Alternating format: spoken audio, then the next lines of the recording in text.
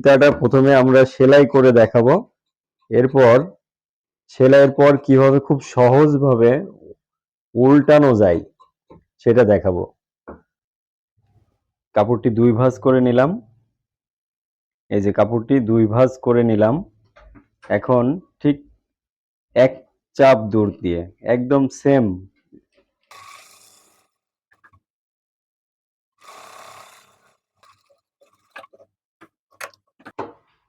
আমরা আরেকটি ফিতাও সেলাই দিয়ে নেব। আমরা এই ফিতাটিও ডবল করে নিলাম কাপড়টা এবং সেলাই দিয়ে নেব এই মাথা দিয়ে চিকন করে সম্পূর্ণটা সেলাই করে নিলাম। এখন আমরা কাপড়টি এই বাড়তি অংশ আরো কিছু অংশ কেটে নেব। খুব অল্প পরিমাণ এখানে থাকবে।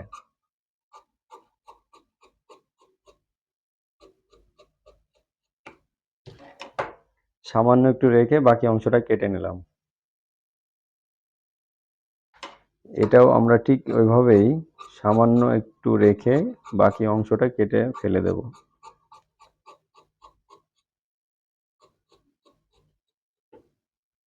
একটি মাথায় আমরা সুতাটাকে আটকিয়ে নেব।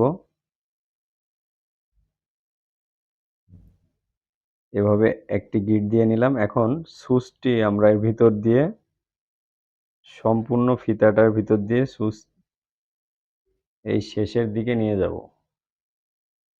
এখন যদি আমরা সুতাটা টানি এটি ধীরে ধীরে উল্টাবে। এই যে এভাবে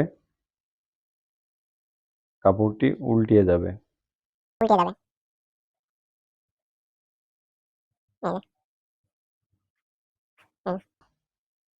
অনেক সহজভাবে ফিতাটা আমরা উল্টাতে পারলাম। এভাবে অনেক সহজভাবে উল্টানো যায়। একইভাবে আমরা এই ফিতাটাও উল্টাবো।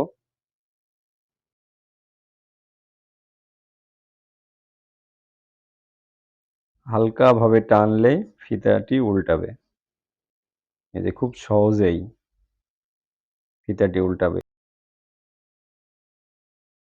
2টা কাপড় একসঙ্গে নিলাম।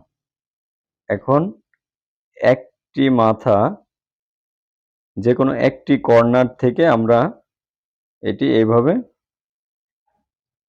ডবল কাপড় 2টা কাপড় একসঙ্গে সেলাই করে নেব। এই যে এভাবে আমরা একসঙ্গে সেলাই করে নিলাম।